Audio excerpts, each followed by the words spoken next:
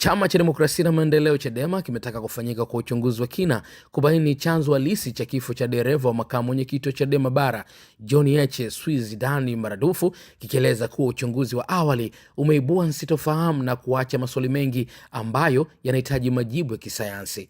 Baada ya uchunguzi wa awali kukamilika katika hospitali ya mkoa wa Kigoma Maweni, naibu katibu mkuu wa Chadema Bara Amani Golugwa amesema hakuna jeraha la ndani wala la nje lililoonekana mwilini mwa marehemu isipokuwa mshipa mkubwa unaopeleka damu kichwani ulionekana kupasuka, hali inayodaiwa kuashiria shinikizo kubwa la damu, huku akisisitiza kuwa chanzo bado kina mashaka kuwa kifo hicho si cha kawaida.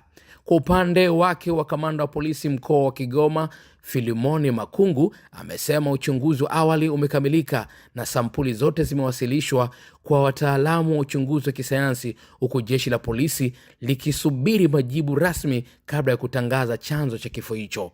Kama nilivyowajulisha hiyo tarehe 1, ni kwamba nawajulisha pia kwamba uchunguzi wa mwili wa marehemu umefanyika na umekamilika. Sampuli zimechukuliwa kwa ajili ya uchunguzi zaidi wa kisayansi. Kwa hiyo nilikuwa napenda kutoa taarifa hiyo, lakini pia ninaomba wananchi kama nilivyowaomba ile siku ya mwanzo kwamba waendelee kuwa watulivu wakati jambo hili linapatiwa ufumbuzi. Nawashukuru sana. Kwenye uchunguzi huo afande, hamna mambo ambayo yamebainika pengine? Ni kwamba sampuli zimechukuliwa. Sasa katika uchunguzi kuna mambo mengi yanafanyika, lakini kwa ujumla ni kwamba sampuli zimechukuliwa ili kwenda kwenye maabara kwa ajili ya uchunguzi zaidi. Yaani kwenye postmortem huwa kuna mambo mengi. Kwa hiyo wale madaktari wanapopima wakiona kwamba inatakiwa uchunguzi zaidi wa kimaabara wanachukua sampuli kama ilivyofanyika. Ni kawaida katika mambo ya uchunguzi wa vifo vyenye utata. Kwa hivyo wataalamu ambao wamefanya zoezi hili wamefanya kitu kinachoitwa gross examination, kwa maana ya kufanya uchunguzi kwa yale mambo yanayoonekana kwa macho. Kwa hivyo mwili wa marehemu ulifanywa uchunguzi kwa kupasuliwa kichwa, mapafu, mpaka kwenye tumbo, ili kuyaangalia yale ambayo yanaweza kuonekana kwa macho. Na katika hatua ya sasa taarifa ya awali kabisa ya madaktari wametujulisha kwamba hakuna jambo au jeraha lililosimama ambalo lilikuwa nje ya mwili au ndani lililosababisha kifo chake, isipokuwa mshipa mkubwa sana unaopeleka damu kichwani. Ule mshipa damu iliganda na ilikuwa ni shambulio, shinikizo kubwa, na ndilo jambo likasababisha mauti yake.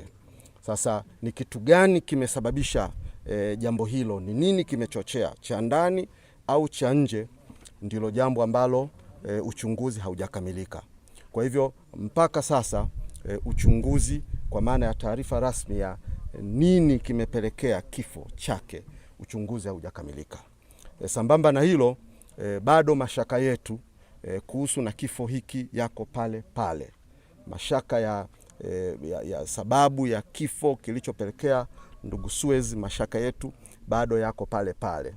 Kwa hivyo sampuli zimechukuliwa ili kwenda kupima na kujua ni kitu gani, kama ni sumu, aidha kwa kunywa, kwa kula au kwa kuvutishwa, aidha ilipulizwa au alifanywa chochote, basi ndio uchunguzi sasa unakwenda kufanyika kwa sampuli ambazo zimechukuliwa, ikiwemo damu, ikiwemo ubongo, figo, mpaka machozi ambayo huwa yanapofanywa uchunguzi kwenye maabara yanaweza kuonyesha sampuli za iwapo kama kuna dalili za sumu. Kwa hivyo taarifa rasmi ya ripoti ya jambo hili bado, na mashaka yetu ni wajulishe Watanzania kwamba mashaka yetu kwenye jambo hili bado yako pale pale. Na kwa kweli mashaka yetu yamezidi kutokana na mambo mengi sana. Hapo awali mtakumbuka tulikuwa tukisema jambo hili kwamba kumekuwa na misafara yetu kufuatiliwa na watu na askari na watu wengine ambao hawana uniform, hawaeleweki ni watu gani. Msafara wetu wa viongozi toka tukiwa Makambako na hata tulipofika Tabora, ninyi ni mashahidi ya picha ambazo tulizitoa za watu wanaofuatilia msafara wetu. Hawana uniform za kipolisi, hawajitambulishi kwamba wao ni kina nani, na hata tulipofika katika hoteli ambazo baadhi ya viongozi tulikuwa tumefika, tuliendelea kuona watu wakitufuatilia. Tunapokwenda kwenye kula chakula, tulishuhudia watu kutufuatilia kwenye hoteli tulizofikia. Kuna trail ya namna ambayo ilikuwa sio ya kawaida sana, na hata marehemu mwenyewe alizungumza jambo hili kwamba kumekuwa na hiyo watu kulifuatilia gari la makamu mwenyekiti na viongozi wengine.